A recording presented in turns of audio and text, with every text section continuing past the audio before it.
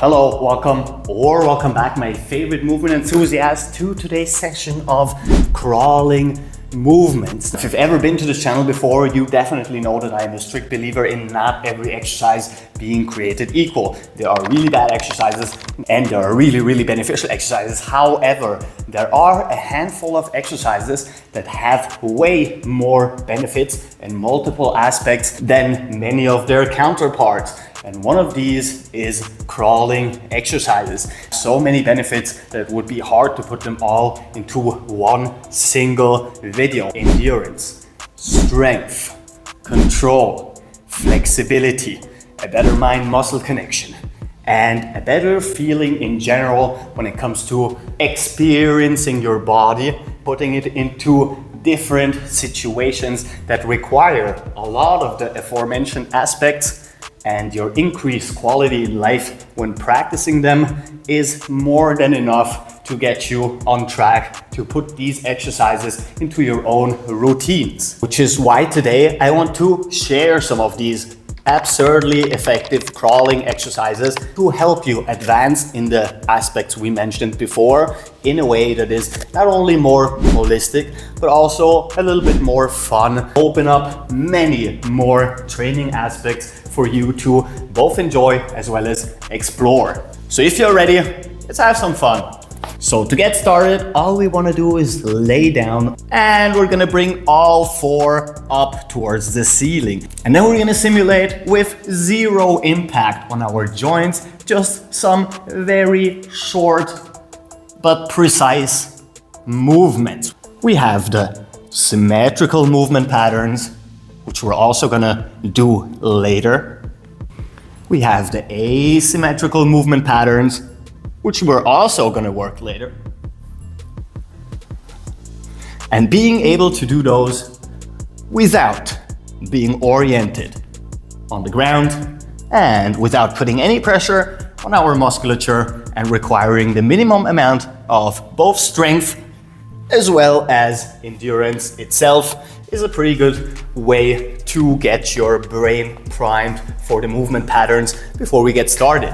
Now, arguably one of the easiest crawling exercises is what I like to call the baby crawl, which is basically just simulating the way we used to move when we were tiny human beings, also called children. Some people might be scoffing at that exercise, but this is already a pretty intense movement for people who not only lack flexibility, but also coordination. And trust me, I know a lot of these people. And training with easy to replicate movement patterns, just like this one, going through asymmetrical movements or unilateral one.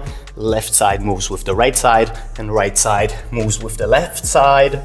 Or the opposite, which requires a little bit more core strength and balance, can already reap a lot of benefits. So before you advance to all those more intense, more flexibility, strength and endurance requiring exercises, it is very helpful to try out something that is way more easy to get into.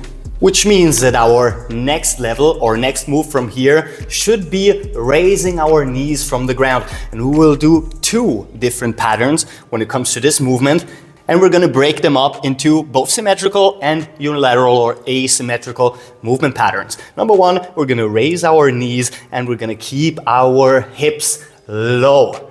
This way, we're going to require a lot of strength, not only in our leg musculature, but also a lot in our back and upper body musculature to stay low with our hips, as well as controlling this asymmetrical movement pattern. This is also going to take some of the stress off of our abdominals because this is the next step. Hips low and symmetrical movements requiring more balance and more core strength, so we can switch it up and benefit from both of these equally.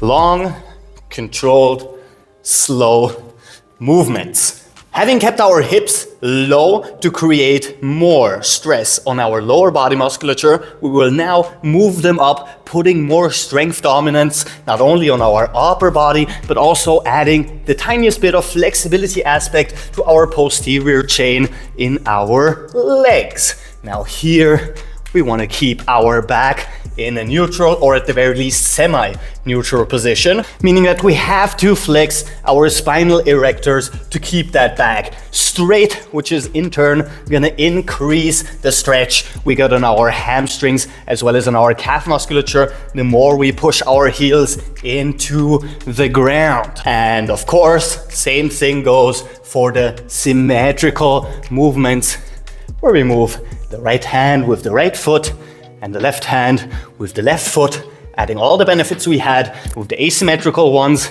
with addition of more core dominance. This way we have worked our ankle, hip, knee joints, spinal and shoulder mobility as well, all in a single movement pattern. Now, taking some pressure when it comes to strength of our anterior chain and putting it more on our posterior chain, we will be doing a crab walk.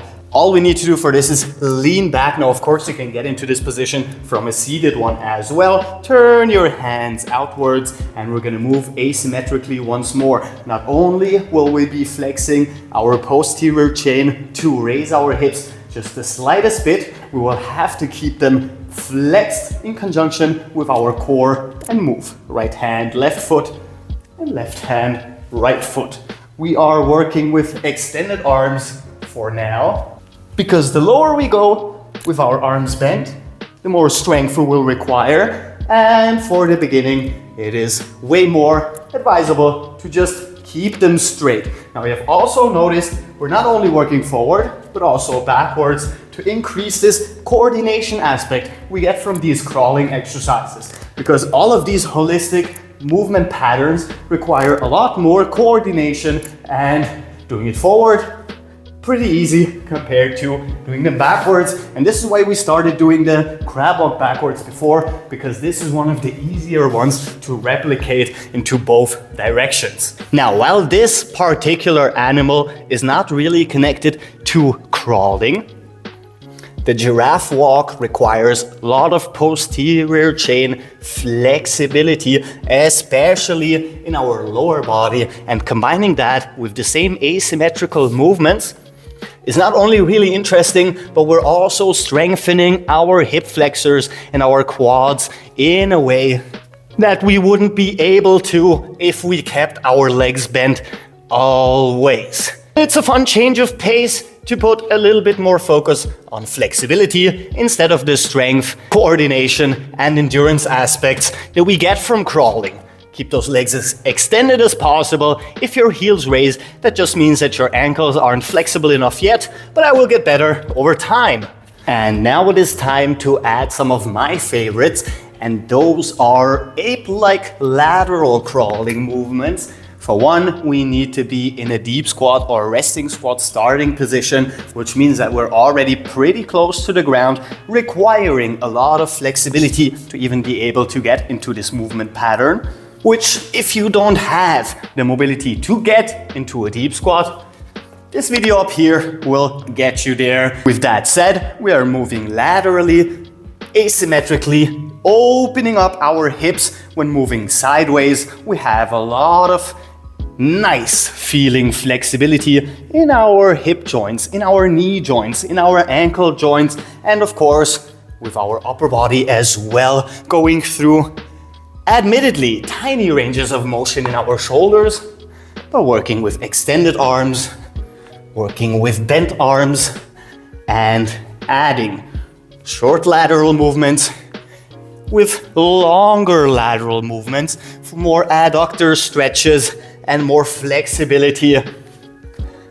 We'll also teach you to vary by yourself and to add aspects that you enjoy more to those exercises. Maybe you do not like the feeling of being tight in a movement and you like to do longer, more flexibility requiring movements, then by all means, that is your prerogative. Go ahead and have some fun with it. Because in the end, that is the main goal of all of these exercises. We want to be able to freestyle, we want to be able to have fun, and we want to inject some happiness into our training, because pumping iron or doing isolation work for longer periods of time can get really tedious, really boring, and adding stuff like this is, in my opinion, one of the best benefits of having a body that we can put into all of these situations. So now that we have learned a handful of patterns, our goal is to put some of them together, add aspects from the ones we enjoy to the ones we enjoy a little bit less, and try and play around with them in a more freestyle sort of way. Now, you do not have to be confined to the movements that we just did, because if you have practiced them for long enough, you will have flexibility, strength, and endurance enough to practice all kinds of freestyle movement patterns. You should try to go slow. You should try to go fast. Switching from strength and control to explosiveness at any moment is one of the things that speak for our agility as well as our athleticism.